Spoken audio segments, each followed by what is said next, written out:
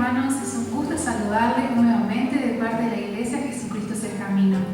El Señor en su palabra, en Joel, nos dice que nos volvamos a Él de todo corazón mientras aún estemos a tiempo.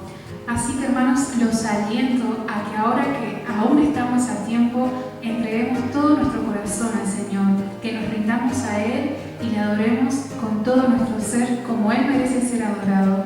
Así que aprovechemos la oportunidad que Dios nos ha dado de conocer su palabra y volvámonos a Él. Amén.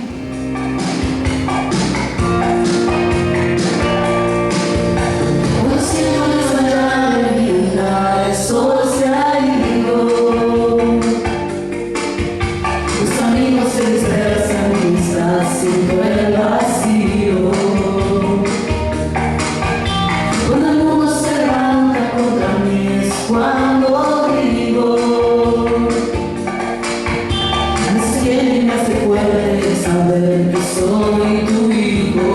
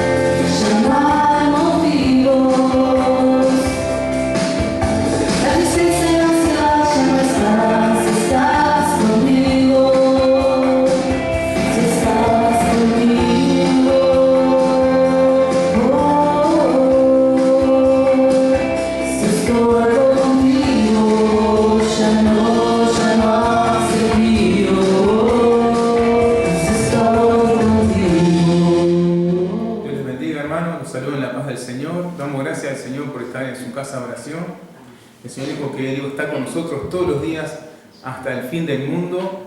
Así que te decimos, amado Señor, bienvenidos a esta humilde casa de oración, Señor. Hemos, Señor, escogido estar un momento a tus pies como aquella mujer, Señor, la cual tú alabaste, Señor, diste testimonio de ella, de María, que había escogido la mejor parte porque ella se sentó a tus pies para escuchar, amado Señor, lo que tú ibas a decirle. Jesús, hoy venimos a tus pies como tu santa iglesia para escucharte, para que nuestros oídos oigan tus palabras, Señor, nuestro corazón sean sanados, Señor, nuestros pies, Señor, tengan la luz de tu dirección, mi Señor.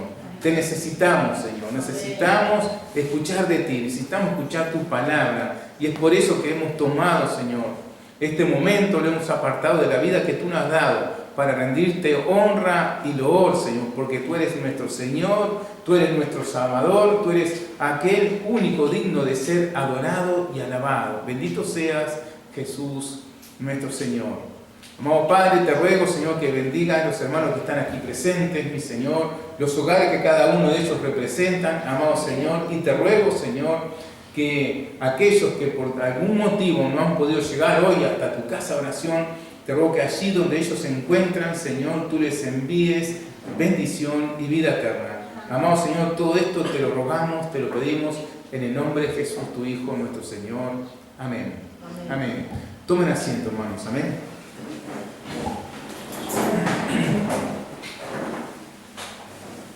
Pues bien, hoy vamos a abrir nuestras Biblias allí en el capítulo 42 del libro de Génesis. Va a haber un título en su Biblia que dice los hermanos de José vienen por alimentos. Recordemos los textos anteriores a esto, que bueno, se había ya cumpliéndose los sueños proféticos que Dios le había dado a Faraón, se había desatado ya una gran hambre en la tierra. Y en este texto hoy vamos a ver la instancia en que los hermanos de José vienen a Egipto a comprar alimentos. Y dice así: viendo Jacob que en Egipto había alimentos, dijo a sus hijos: ¿por qué hoy estás mirando? Y dijo: he aquí, yo he oído que hay víveres en Egipto, descended allá y comprad, dice, de allí para nosotros, para que podamos vivir y no muramos. Y descendieron los 10 hermanos de José a comprar trigo en Egipto. Mas Jacob no envió a Benjamín, hermano de José, con sus hermanos, porque dijo: no sea que le acontezca algún desastre. Vinieron los hijos de Israel a comprar entre los que venían, porque había hambre en la tierra de Canaán. Y José era el señor de la tierra, quien le vendía a todo el pueblo de la tierra. Y llegaron los hermanos de José y se inclinaron a él rostro a tierra. Y José, cuando vio a sus hermanos, los conoció, mas hizo como que no los conocía y les habló ásperamente y les dijo: ¿de dónde habéis venido? Ellos respondieron: de la tierra de Canaán, para comprar alimentos. José pues conoció a sus hermanos, pero ellos no le conocieron. Entonces se acordó José de los sueños que había tenido acerca de ellos y les dijo: espías sois, por verlo descubierto del país habéis venido. Ellos le respondieron: no, Señor nuestro, sino que tus siervos han venido a comprar alimentos. Todos nosotros somos hijos de un varón, somos hombres honrados, tus siervos nunca fueron espías. Pero José les dijo: no, para verlo descubierto del país habéis venido. Y ellos respondieron: tus siervos somos 2 hermanos, hijos de un varón en la tierra de Canaán, y aquí el menor está hoy con nuestro padre y otro no aparece. Y José les dijo: eso es lo que os he dicho, afirmando que sois espías. En esto seréis probados. Vive Faraón, que no saldréis de aquí, sino cuando vuestro hermano menor viniera aquí. Enviad a uno de vosotros y traiga a vuestro hermano, y vosotros quedad presos, y vuestras palabras serán probadas, si hay verdad en vosotros, y si no, vive Faraón, que sois espías. Entonces los puso juntos en la cárcel por 3 días, y al tercer día les dijo José: haced esto y vivid, yo temo a Dios. Si sois hombres honrados, quede preso en la casa de vuestra cárcel uno de vuestros hermanos, y vosotros id y llevad el alimento para el hambre de vuestra casa. Pero traeréis a vuestro hermano menor, y serán verificadas vuestras palabras, y no moriréis. Y ellos lo hicieron así. Y decían el uno al otro: verdaderamente hemos pecado contra nuestro hermano, pues vimos la angustia de su alma cuando nos rogaba y no le escuchamos, por eso ha venido sobre nosotros esta angustia. Entonces Rubén le respondió diciendo: no os hablé yo y dije, no pequéis contra el joven, y no escuchasteis. He aquí también se nos demanda su sangre. Pero ellos no sabían que los entendía José, porque había intérprete entre ellos. Ellos, los hermanos de José, vienen a Egipto a comprar alimento y se encuentran ante un gobernador, ante el virrey, ¿sí? Un hombre afeitado, un hombre con modales finos, con mucha autoridad, vestido como un egipcio. Ellos jamás se imaginaron que era aquel muchacho al cual le habían arrancado la ropa, ¿sí? Y le habían golpeado y le habían vendido como esclavo. No se puede imaginar nunca que tenían delante de ellos ahora presentado como un señor, era su hermano.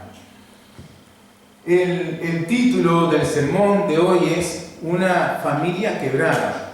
Una familia quebrada. En verdad, hemos comenzado el derrotero, la historia de esta familia de Jacob y de José, desde el capítulo 37 de Génesis, y podríamos titular esta serie de sermones, ¿verdad? La crónica de una familia quebrada por el pecado, más restaurada por Dios.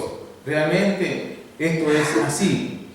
Todo esto acontece en el marco de una crisis mundial, una gran hambre se había desatado sobre toda la tierra, ¿sí? Y por causa de ella, los hermanos José van hacia Egipto desde Canaán para comprar alimentos, porque el hambre ya había llegado a la tierra donde ellos vivían. 20 años habían pasado ya desde que los hermanos de José vieron a sus hermanos marchar encadenados en una caravana que se iba rumbo a Egipto, pero lo que es peor aún, ellos mismos fueron los que se los vendieron a estos ismaelitas como esclavos, más ellos cuando llegaran a Egipto lo iban a revender nuevamente como esclavos, y esto fue lo que pasó, y por eso fue que fue comprado por aquel oficial de la guardia de Faraón, ¿se acuerda? Aquel tal Potifar. Ellos entonces no reconocieron a José en el texto de hoy, y José tampoco se da a conocer hasta este momento de la historia de hoy.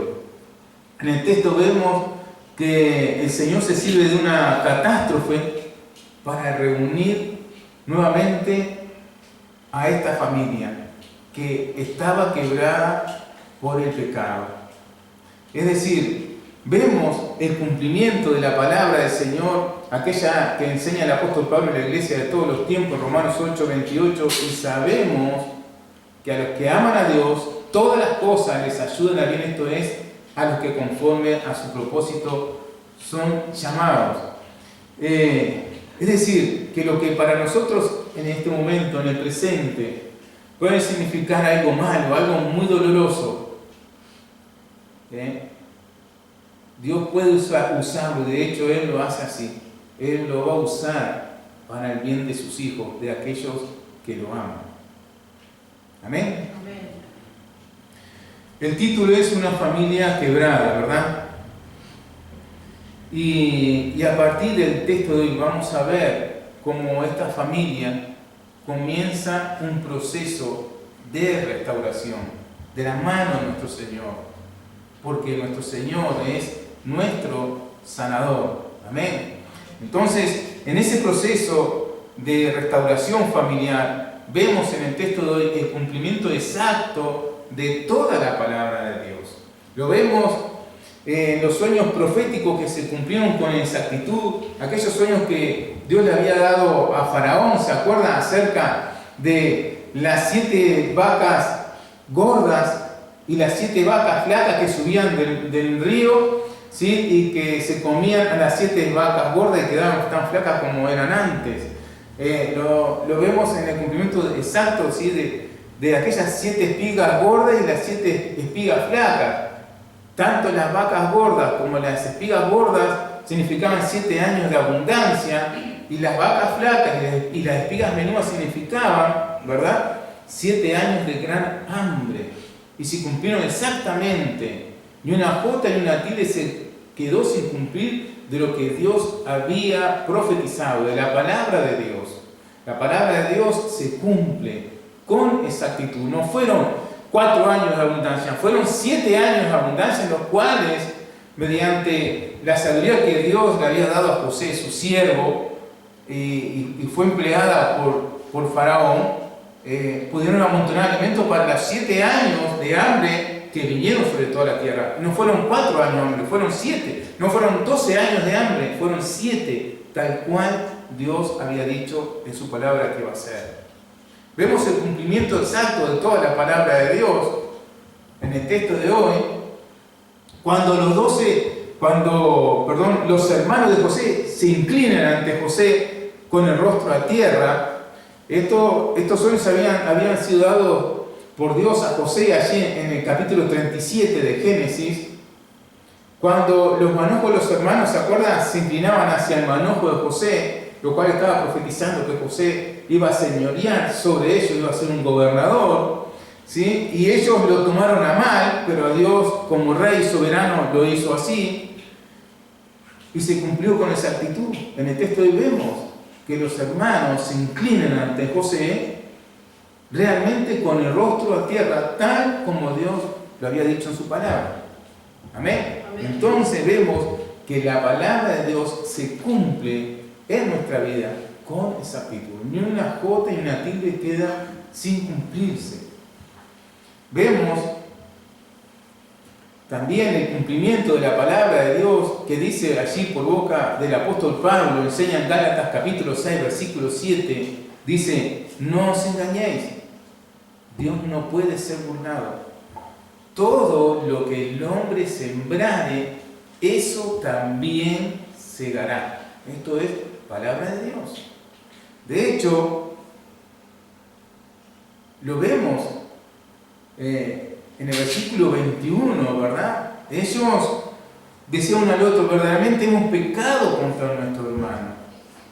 Vimos la angustia de su rostro cuando ellos le golpeaban y le arrancaban aquella túnica de colores, cosero y anguilla. ¿Se acuerdan? Antes de echarlo entre el foso del pozo. Vemos la angustia del alma de nuestro hermano, y él nos rogaba diciendo que nos detuviéramos, y ellos le seguían dando, y ahora estamos cosechando angustia. Entonces, lo que significa el cumplimiento de la palabra de Dios en nuestra vida, significa que vamos a cosechar lo que sembramos. Cosecharás tu siembra, querido hermano. Una de las cosas que aprendemos del texto, que vamos a cosechar lo que sembramos. Entonces, meditemos en lo que sembramos en la actualidad. Ellos sembraron angustia y estaban cosechando angustia. Sucede que a veces nosotros nos engañamos a nosotros mismos cuando desechamos la palabra de Dios, cuando pretendemos deshacernos de la palabra de Dios. Nos olvidamos, evitamos recordar el hecho de que verdaderamente nuestro Dios nos ha creado para su gloria. Esto el Señor lo dice a través del profeta Isaías, ahí en el capítulo 43, en el versículo 7. Al Señor le importa y mucho la forma como vivimos la vida que Él nos ha dado. Mucho le importa. Ahí en Isaías 43, 7 dice el Señor: todos los llamados de mi nombre, para gloria mía los he creado, los formé y los hice. Como nuestro buen apóstol Pablo nos enseña en sus cartas, ¿verdad? Que fuimos creados en Cristo Jesús como nuevas criaturas, nos enseñan en sus cartas. ¿Para qué? Para revelar en nuestra vida cotidiana, ¿sí?, el amor, la misericordia, la majestad de nuestro Señor. Al Señor le importa mucho cómo tú vives, cómo desarrollas tu vida. Entonces, vemos aquí una familia que está en crisis y que ha comenzado un proceso de restauración. Y en ese proceso de restauración, en el texto de hoy vemos la consecuencia del pecado, ¿verdad? El texto muestra cómo el pecado quebrantó a esta familia y trajo sobre ella división. Era una familia que estaba dividida. Jacob nunca pudo ser el mismo hombre, nunca pudo ser el mismo papá. Un gran dolor, una gran tristeza lo embargó.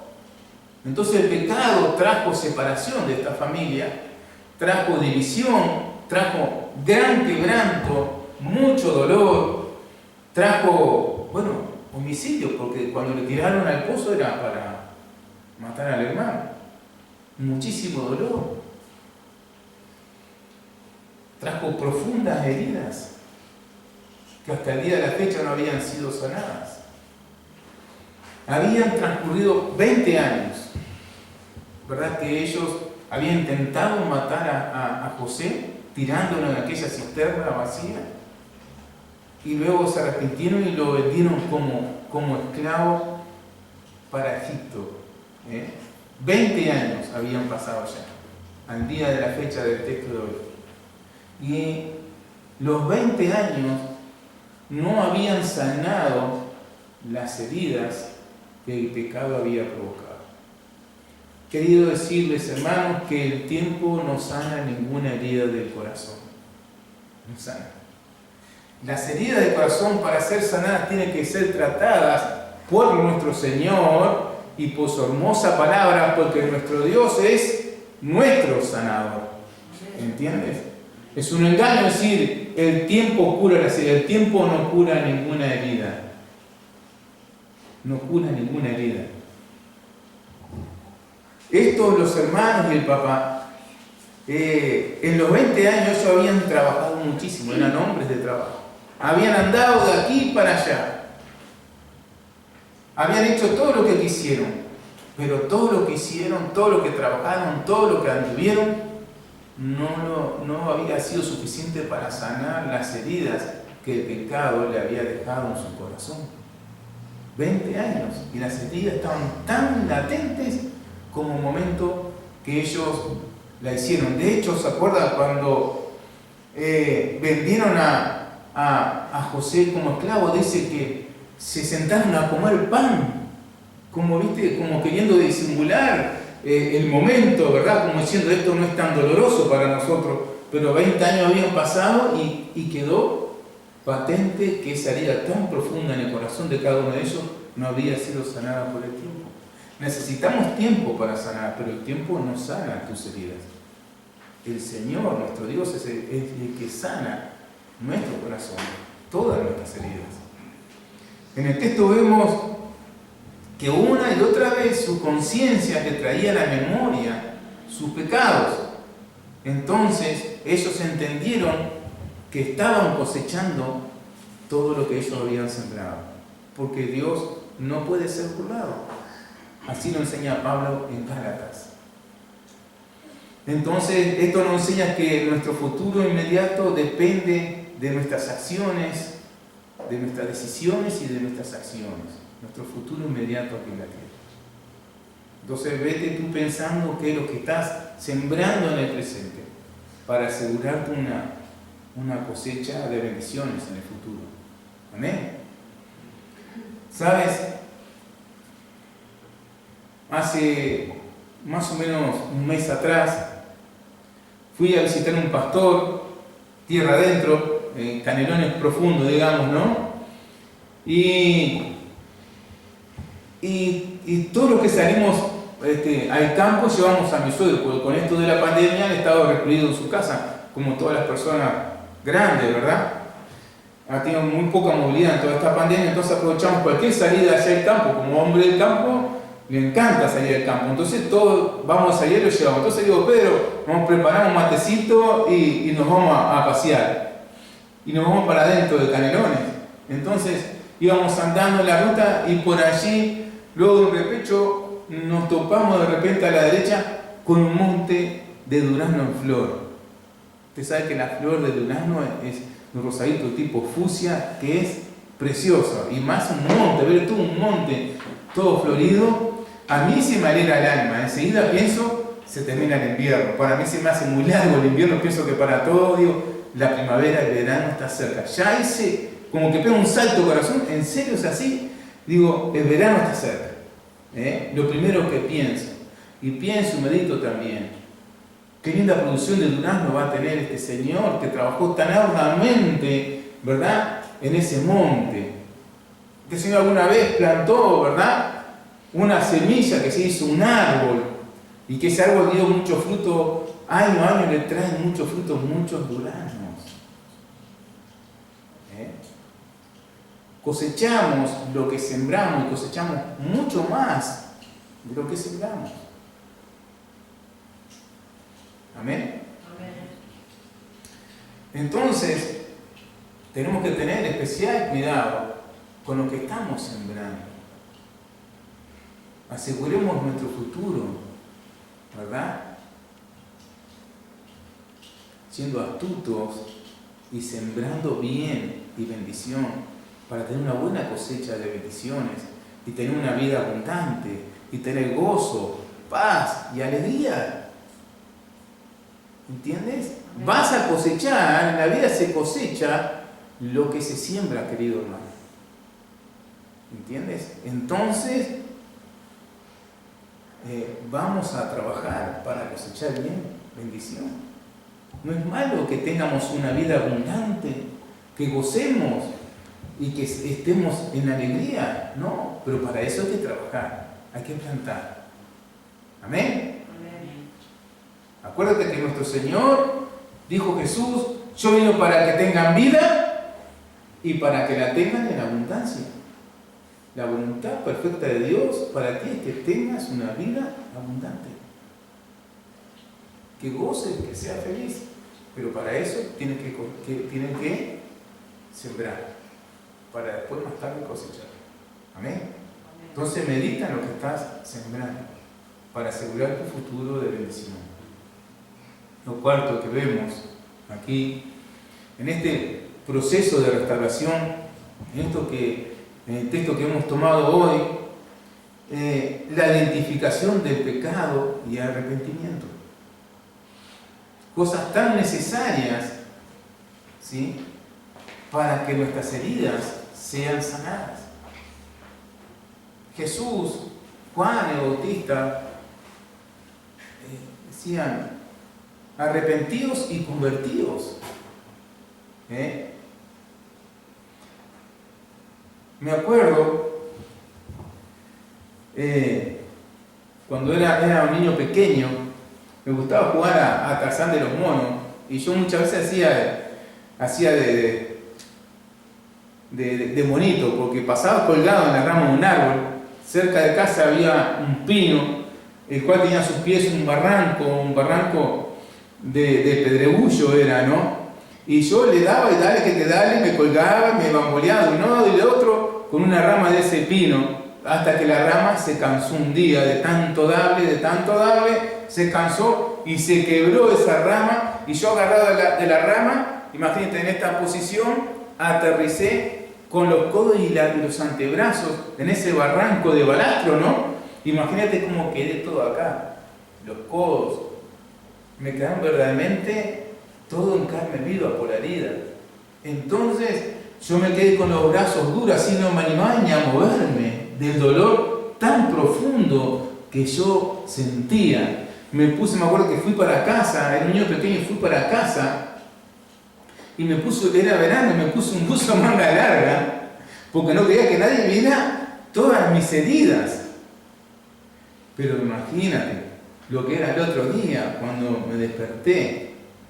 Me ocultaba de mi mamá, de mis hermanas, ¿sí?, mayores que yo, y me fui a jugar a la casa de una vecinita muy amiga mía, se llamaba Patricia, con el buzo manga larga y los brazos así, parecía un robot, no podía flexionar los brazos porque ya me habían formado cascarones, y como mi herida no había sido tratada, no había sido sanada, ¿sí?, tenían pus, ¿sí?, se estaban pudriendo. A lo que de repente me ve la mamá de Patricia, mi compañerita de juego, y me dice, Jorgito, vení para acá. ¿Qué te pasa hoy? ¿Por qué? Porque te veo que los bracitos están duros. No. ¿Y por qué tenés ese buzo? Entonces, muy amorosa la mamá de Patricia, mi compañerita, me saca el buzo, ¿sí? Yo, imagínate el alarido que pegué, ¿no? ¿Verdad? Y ella pegó otro grito cuando vio mis codos, todo un cascarón de pus en cada codo, pero era impresionante, del codo y todo el antebrazo, así todo un cascarón de pus. Entonces, viste, cuando se te ha formado cáscara y en mala posición, viste que no puedes flexionar, ¿sí? Me había quedado el brazo duro. Entonces ella me puso en un palangón y con aquel famoso jabón Bao, bendito jabón, el cual lavábamos las heridas, el pelo, todo quedaba excelentemente limpito y brillante, ¿verdad? Sí, era muy tioso el jabón. Para las generaciones de ahora no saben que lavábamos nuestras heridas con el jabón y que verdaderamente nos curábamos con ese jabón. Entonces ella le dio agua, bastante jabón, hasta que desprendió esos cascarones de pus, ¿sí? Y mi carne quedó limpita y fue sanada y hasta el día de hoy. El Señor dice en el proverbio así: el que oculta su pecado no prosperará, mas el que lo confiesa y se aparta alcanzará misericordia. Querido, no ganas nada con ocultar tu pecado como hacía Jorgito. Sí, el pecado te paraliza. El pecado te aleja de tus hermanos, porque de hecho eso te aleja de tu familia. Lo primero que queremos hacer, no venimos más a la iglesia. Es eso lo que pasa. Yo me alejaba porque no quería que mamá me viera, ¿viste? Me escondía de mamá, me escondía de mis hermanas mayores, que a veces, ¿no verdad? Entonces, no quería que mis heridas fueran tratadas. Más cuando alguien me vio en amor, mi vecina dijo: vení, te voy a sanar. Y así hace nuestro Señor, ¿verdad? Y esto es lo que vemos en el texto. Esta familia quebrada por el pecado entra en un proceso de restauración de la mano del Señor. Y lo primero que ellos hacen para poder entrar en ese proceso de restauración, de sanidad, identifican el pecado. Hasta que mi vecina no me levantó, venía un poquito de ¿y dónde hiciste? Sí, me lo hice ayer cayendo ahí de aquella rama, jugando ahí a los bonitos. Sí, estoy lastimado. Pero mamá no le había dicho que estaba lastimado, ¿verdad? Hasta que no declaré verdaderamente mi herida, no fui sanado. Hasta que no identificamos el pecado y las heridas que esto no ha causado, nuestras heridas no son tratadas. Acá vimos que ellos identificaron el pecado y se arrepintieron. Una y otra vez en el texto está repetido esto. Ellos reconocieron que habían pecado contra su hermano. Nada en el mundo había borrado las heridas que el pecado le había provocado. Nada. Ya eran hombres maduros y todavía estaban con el pecado latente en su mente y su corazón, porque el pecado había sido oculto, ¿verdad? Y no había sido tratado. Las heridas estaban como en el primer momento. No habían sido sanadas. El tiempo no sana ninguna herida. No la sana. Solamente nuestro Dios, a través de su bendita palabra, es que la sana. En cierta ocasión Jesús dijo así, está ahí en Mateo 11:28, venid a mí todos los que estáis trabajados y cargados, dice el Señor, que yo os haré descansar. Esas son palabras de Jesús, nuestro Señor predicado. Venid a mí todos los que estáis trabajados y cargados. ¿Y cómo, de qué manera Él nos hace descansar? ¿De qué manera Él sana nuestras heridas? Él es el Cordero de Dios que quita el pecado del mundo. Acuérdate que Juan el Bautista, el heraldo de nuestro Señor, el profeta más grande de todos los tiempos, cuando él estaba ahí en la orilla Jordán bautizando a todos aquellos para arrepentimiento, aquellos que venían a él, vio a Jesús que venía hacia él y lo señaló, inspirado por el Espíritu Santo, hasta dijo: he ahí el Cordero de Dios que quita el pecado del mundo, señalando a nuestro Señor Jesús. Jesús es nuestro Cordero Pascual, es quien pagó la totalidad de nuestros pecados allí muriendo en la cruz. Toda nuestra deuda fue cancelada en su totalidad. Y por eso Pablo nos enseña ahí en 2 Corintios capítulo 5, versículo 21, diciendo lo siguiente: al que no conoció pecado, dice, por nosotros lo hizo pecado, para que nosotros fuésemos hechos justicia de Dios en Él. O sea, que no solamente Él a través de su sangre nos perdonó nuestros pecados, a través de su resurrección Él nos da vida, nos justificó. Dice que el Señor entonces nos declara justos. Ahora ya no estamos vestidos de andrajos, ¿verdad? De harapos. Estamos vestidos con ropas de príncipes. Ahora sí podemos presentarnos ante nuestro Padre. Estamos limpios, somos santos, estamos justificados ante Dios. Ahora sí podemos presentarnos ante nuestro Padre, y de hecho lo debemos hacer. Ahí en Hebreo, el Señor en el capítulo 9, verso 14 dice: cuanto más la sangre de Cristo, el cual mediante el Espíritu Eterno se ofreció a sí mismo sin mancha a Dios, porque Él fue sin pecado a la cruz. Fue colgado como malhechor, pero fue cargando nuestros pecados, no fue por los suyos. ¿Entiende? Por eso dice así el escritor en Hebreo.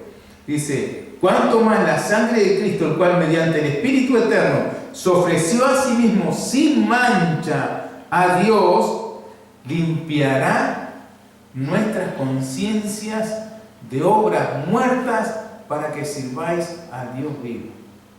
Yo no sé tú, mucho tiempo tuve con una gran carga en mi conciencia, culpa, por todo el zafarrancho y el pecado en mi vida. Creo que esto todo lo hemos cargado hasta que llegamos a los pies de nuestro Señor. Cuando por primera vez leí este texto bíblico, hermano, verdaderamente, ¡wow!, fue libre. Se cumplió la palabra del Señor que dice: y conoceréis la verdad, y esta os hará libres. Realmente, solamente Jesús puede tratar con tu culpa. La sangre de Cristo, nos enseña el texto, que es poderosa para limpiar nuestra conciencia de obras muertas. Solamente la sangre de Jesús, solamente su preciosa sangre. Si observamos el texto de hoy, desde el principio habla de la culpa, desde el principio habla de un cargo de conciencia que tenían estos hombres por el pecado en sus vidas. Fíjate en el primer texto, ahí en el primer versículo dice: viendo Jacob que en Egipto había alimento, dijo a sus hijos: ¿por qué os están mirando? Ellos ya sabían que en Egipto había alimento, pero Egipto le recordaba el pecado, le recordaba que ellos habían intentado matar a su hermano, le recordaba que lo habían vendido, ¿verdad?, como un esclavo, y sabía que su hermano se encontraba en Egipto, había sido vendido para allá. Entonces Egipto le recordaba su pecado. Por eso dice: ¿por qué os están mirando? Porque ellos sabían dónde había alimento, pero no querían ir. La culpa estaba en su mente, en su corazón. Heridas profundas, ¿sí?, comenzaron a latir nuevamente. No habían podido ser sanadas hasta este momento. Pero el texto ahí en Hebreo nos enseña muy bien que la sangre de Cristo tiene poder para sanar nuestro corazón, para sanar las heridas profundas que hay en nuestro corazón producidas por el pecado. La sangre de Cristo tiene poder para limpiar nuestras conciencias de obras muertas, nos hace libres para poder servir así en esa preciosa libertad a nuestro Dios, a nuestro Señor y a nuestro Salvador. Entonces, Jesús nos limpia completamente, ¿verdad? Solamente Él te libra de la culpa. Solamente Él. Por eso Jesús dice: conoceréis la verdad, y esta nos hará libres. Libres. Bendito Señor. Entonces, el Señor en su palabra nos enseña de qué forma Él nos perdona. Quiero decirte que el Señor no te perdona de forma parcial. No perdona algo y otro lo deja para después. Él, cuando nos perdona de forma total. Él habla en el texto de hoy acerca de nuestro pecado, cómo Él lo ha tratado.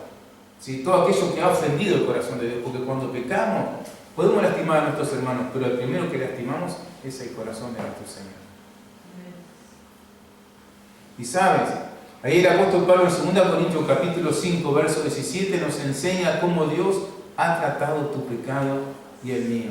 Dice así, de modo que si alguno está en Cristo, mira lo que dice el Señor de ti y de mí, nueva criatura es.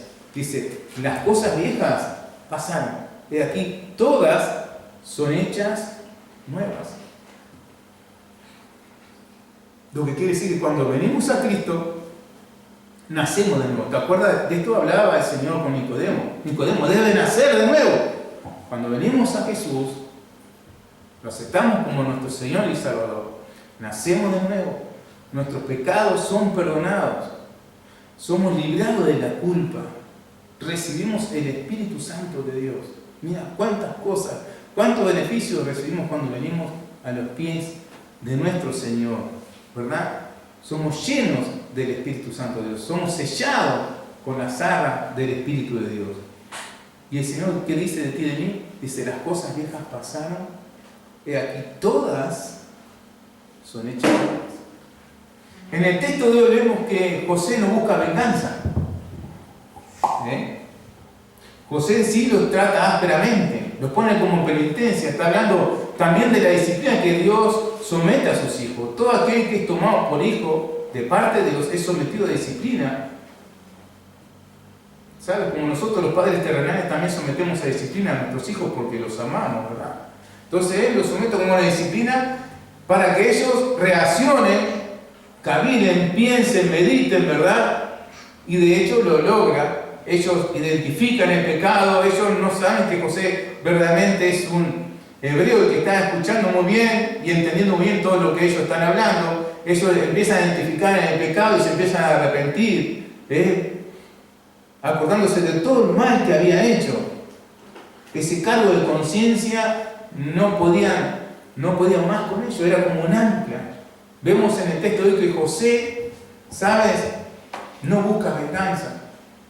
El texto de hoy te enseña a no estancarte en el pasado. José no se estancó, no miró hacia atrás, hacia el pasado. José se proyectó del presente hacia el futuro. Si algo puedes aprender del texto de hoy es a no mirar hacia atrás, a mirar de aquí para adelante, hacia adelante. Hay vida abundante de parte de Dios para ti hacia adelante. No mires, no busques en el pasado. Mira hacia adelante. Es lo que te enseña el Señor. José es la figura de tu Señor, es la figura de Jesús. Entonces Jesús te está enseñando a través de este texto a mirar hacia adelante, de hoy para adelante. El apóstol Pablo también nos enseña lo mismo a través de sus benditas cartas. ¿Sabes? Ahí en Filipenses 3:13 dice así el apóstol Pablo: hermanos, yo mismo no pretendo haberlo alcanzado ya, pero una cosa hago, olvidando ciertamente lo que queda hacia atrás, dice, y extendiéndome a lo que está delante, adelante. Vamos a mirar hacia adelante. Mira hacia adelante. Esto es lo que nos enseña el texto de hoy, a mirar hacia adelante. Aprendemos en el texto de hoy que la palabra de Dios es segura, que ella se cumple, que ella es viva y es eficaz, ¿verdad? Amén. El Señor también en la palabra de hoy nos enseña que nuestra conciencia está cargada de pecado, porque una vez que hemos venido a Jesucristo, lo aceptamos como nuestro Señor y Salvador, somos limpiados de nuestro pecado, nuestra conciencia es limpia de toda culpa, pero caminando sucede que también nos enchastramos, ¿verdad? ¿Sí? ¿Puede ser? Sí. Y entonces el Señor hoy quiere tratar con eso que te está agobiando, que está funcionando como un ancla y no te deja caminar. Por eso el Señor en su palabra dice que debemos despojarnos de todo peso de pecado que nos asedia y corramos con paciencia la carrera que tenemos por delante. Dice, puesto los ojos en Jesús, el autor y el consumador de la fe. Hacia adelante. Pero para eso tenemos que dejar toda nuestra carga a los pies de nuestro Señor. Vamos a ponernos de pie. ¿Sabes? El Señor nos enseña su palabra en la primera carta de Juan, el primer capítulo, en el versículo 8 y 9, dice lo siguiente: si decimos que no tenemos pecado, nos engañamos a nosotros mismos y la verdad no está en nosotros. Versículo 9. Dice, si confesamos nuestros pecados, Él es fiel y justo para perdonar nuestros pecados y limpiarnos de toda maldad, limpiarnos de toda culpa, librarnos del peso para que podamos empeler la carrera hacia adelante. ¿Entiendes? Tú necesitas eso, yo necesito eso, todos necesitamos ir hacia adelante. Hay bendición de Dios hacia adelante, hay vida abundante hacia adelante, hermano. Aprende del texto y aprende de José, aprende de tu Señor, que desde el texto te está gritando, mira, olvida lo que queda atrás y extiéndete hacia adelante. Bendito Señor, gracias por tu hermosa palabra, gracias porque en ella tú nos enseñas, Señor, a venir a tus pies con arrepentimiento, Señor, exponiéndote nuestra maldad y nuestro pecado, Señor, para que tú nos sanes, nos libres del pecado y sanes las heridas de nuestro corazón y nos libres de toda culpa, Señor. Oh Señor, para que verdaderamente podamos correr con paciencia la carrera, la hermosa carrera que tú tienes para cada uno de nosotros, tus hijos, hacia adelante, Señor. Puestos nuestros ojos en ti, amado Jesús, pues tú eres el autor y el consumador de la fe. Tú eres nuestro Señor, nuestro Dios y Salvador. Te bendecimos y te adoramos, Señor. Y venimos a tus pies, Señor, para dejar toda nuestra maldad y pecado ante ti, Señor. Que lo declaramos. Así como el profeta Isaías, Señor, allí en el capítulo 6 dice, cuando tuvo visión sobre ti, amado Señor, y él reconoció su pecado, identificó su pecado, lo reconoció, se arrepintió. Digo, yo siendo un hombre inmundo de labios y habitando en un pueblo inmundo de labios, Señor, así también hoy nosotros confesamos nuestra maldad de pecado ante ti, Señor. Rogándote que tú nos perdones, amado Señor, y que limpies la maldad de nuestro corazón. Todo esto te lo pedimos en el nombre de Cristo Jesús. Amén. Como saqueo, yo quiero subir a lo más alto que yo pueda, solo para verte, mirar hacia ti y llamar tu atención para mí. Necesito de ti, Señor. Necesito